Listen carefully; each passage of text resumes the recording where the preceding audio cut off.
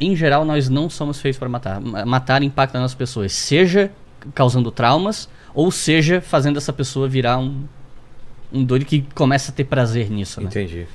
Bem, eu acho que vale a pena dar um pequeno disclaimer aqui, que eu e o Menino Weeklies organizamos a querida Segunda Guerra, esse evento aí traumático e desgraçado, com basicamente a gente vai falar desses de ano após ano, a pré-Segunda Guerra, como era o antes, fala final da primeira e tudo mais. Depois a gente entra em 1939, tá? Que é o primeiro ano da guerra, 1940, Boa. depois 41, depois 42, 43, Fechou. 44, 45 e o pós. E o pós. Então a gente tem essa timeline aí que a gente quer. Legal, porque eu cara. acho que a gente tá falando pra uma audiência muito legal, o podcast é grande, então eu acho que é uma ótima oportunidade de muitas pessoas entenderem, porque a gente às vezes fala de coisas, de traços psicológicos dos soldados na guerra, mas às vezes as pessoas não sabem nem onde que aconteceu, por que aconteceu, quando que aconteceu. Então eu acho que vale a pena também dar uma coisa meio basicona aqui. Posso pedir antes disso a gente definir o que é guerra, o que é batalha, o que é... Como que a gente classifica um evento como guerra, como uma batalha, como... Não sei quais outros termos que a gente tem.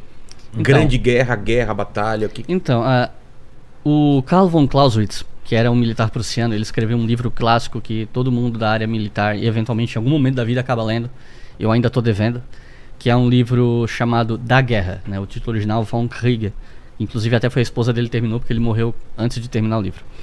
Nesse livro, a coisa que assim, todo mundo que conhece o Clausewitz superficialmente conhece pelo menos a grande reflexão desse livro que marcou, que até hoje as pessoas repetem, que ele diz que a guerra é a política por outros meios. Então assim, porque eu pessoalmente, a minha definição talvez seja errada, mas a minha definição de política o que é? A política é a mediação dos interesses humanos. Por que a gente fala assim, direita e esquerda? Por quê? Porque são duas formas de se pensar o que é melhor para a sociedade. Exato. E elas são antagônicas, elas não têm como se confluir. Você pode achar meio termo em algumas coisas, mas nunca vai ser uma confluência perfeita. Então, a política é isso, é a arte de mediar os interesses humanos. Só que, eventualmente, os interesses de Estados-nação, ou de grupos, porque às vezes não tem pequenos conflitos que não são necessariamente entre Estados-nação, né? Claro. Você tem o conceito de guerra irregular, por exemplo, que é o quê? Beligerantes que não são o Estado Nacional, às vezes guerrilheiros, sabe? Lutando Facções, contra... Às vezes lutando contra o Estado Nacional, então é o que a gente chama de guerra irregular, né? Então, assim, se os agentes nacionais, eles têm conflitos de interesses que não dá mais para conciliar, chegou no limite, o que muitas vezes acontece, se nenhum dos dois quer abrir mão, é a guerra. Então, tecnicamente, a guerra é o estágio superior do conflito de interesse humano a partir do momento que a política falha, a diplomacia falha.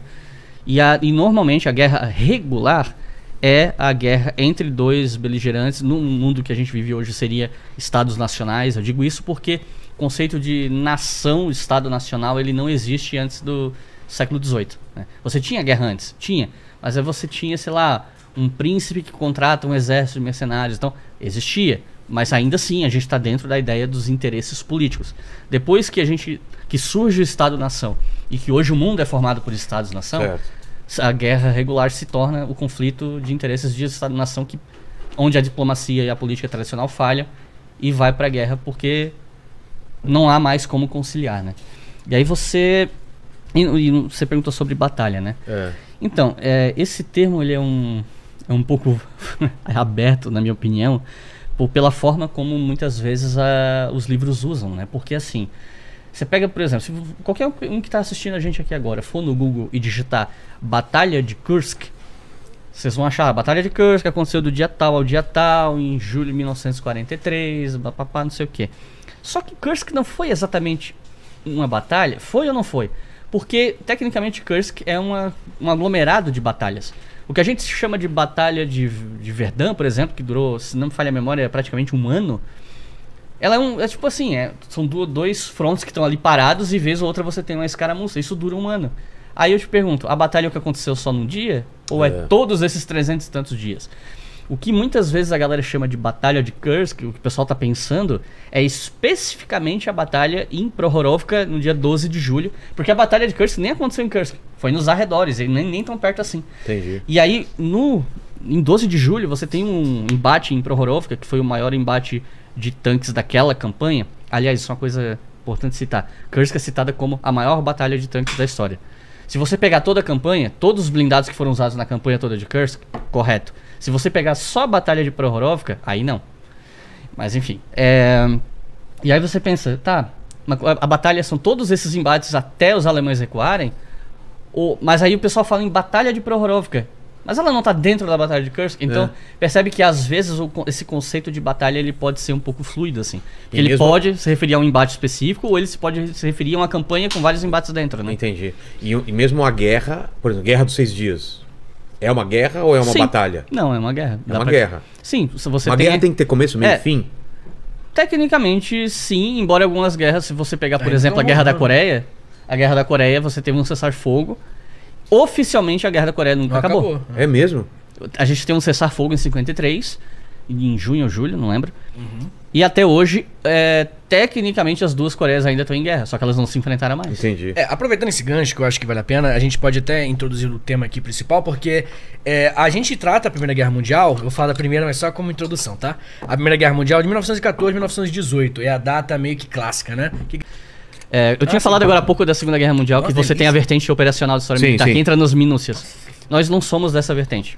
Tá. Eu mal me considero da história militar. Boa. Então, pode acontecer da gente cometer alguns erros de nomenclatura, chamar um esquadrão de pelotão, um negócio assim. O que eu queria que a gente saísse daqui, eu sei que vai conseguir, porque a gente já conversou sobre isso, é que quem assiste esse programa, cara, entenda o impacto da Segunda Guerra, o que aconteceu, os movimentos e tudo mais. Isso vocês podem ter certeza que vai rolar. Cara. É só porque, assim, ó, a história... Na história, né, você tem o profissional da história e você tem o entusiasta. O entusiasta é aquele cara que ele até não é formado em história, mas ele é tão viciado assiste, que ele vê tudo que ele pode, ele sabe qual é a arma que foi utilizada. Essa arma não foi utilizada. Foi o fã do super-herói também, que o cara sabe que na edição 34 o Homem-Aranha tava com uma... E a Segunda Guerra Mundial talvez seja, de todos os campos da história, o que tem mais entusiastas. Então tem muita gente... Porque tem mais coisas. Cara, tem muita gente, provavelmente gente que tá assistindo isso e tá tipo assim, vamos ver as merdas que esses caras vão falar. Só pra pegar os erros. Tipo, é aquele cara que ele vê um filme e ele fala tipo assim, não, mas peraí, essa batalha aconteceu em julho, mas essa arma que eles estão usando só foi usada a partir de novembro. É aquele cara que tipo assim, não, da onde já se viu um Sherman furar a blindagem de um Tiger? Isso não existe, sabe? Aquele cara que... Quem ganharia uma luta? O Wolverine ou o Batman? É igualzinho fã de quadrinho, Eu tenho dois... ou Shazam? Se eu for o Shazam da década de não sei quando, tá ligado? Eu tenho dois amigos... Eu tenho vários amigos assim, cara. Eu tenho dois amigos que eles passaram um dia inteiro, eles moravam juntos, eles passaram o dia inteiro discutindo se sabre de luz, se ele corta ou não adamantium. Um dia inteiro. E nunca vai chegar a uma conclusão, concorda? Aliás, deixa eu mandar um abraço. Um deles tá me assistindo agora, o Rodrigo. Ele falou que ele ia passar essa live na escola que ele dá aula. Que bom. Ih, rapaz, não pode falar é lá em Uberlândia, no EJA. Rodrigo Prates, aí abraço pro Rodrigo. Ele falou que ia passar se eles consertassem a TV da escola. Tá, fechou. Então, eu não sei se tá passando ou não. Pessoal então do EJA, que do caramba. Nossa, que do caramba. Ora bolas. Então, à noite ele dá aula no EJA, que é de educação de jovens e adultos. Todo mundo tem idade pra ouvir palavrão lá. Então que se foda, mano. Vamos lá, Vitor, então. Mas enfim, em 1914 e 1918 é a data oficial que nós falamos que a Primeira Guerra Mundial aconteceu. A Primeira Guerra Mundial é um evento muito importante, uma guerra muito romântica quando ela começou, e ao passar do tempo a guerra foi mostrando a sua face macabra e enfim, desumana. A Primeira Guerra Mundial acaba em 1918, mas como o Iclis falou sobre a Guerra da Coreia ainda não ter oficialmente acabado, a Primeira Guerra Mundial oficialmente acaba em 1919. Porque aí tem um documento assinando acabou. Na verdade, é um documento especificamente que vai ser assinado na Conferência de Paris. Tá. Eu trouxe aqui anotado algumas coisas porque o Iclis confia, tem uma autoestima maior que a minha. Tá. Eu acho melhor anotar aqui para não perder os nomes e tudo mais. Conferência de Paris, os países vencedores se encontraram em Paris. Nós temos aí a França, Reino Unido, Estados Unidos e Itália. A Itália é um caso muito curioso porque ela muda de lado durante a Primeira Guerra Mundial.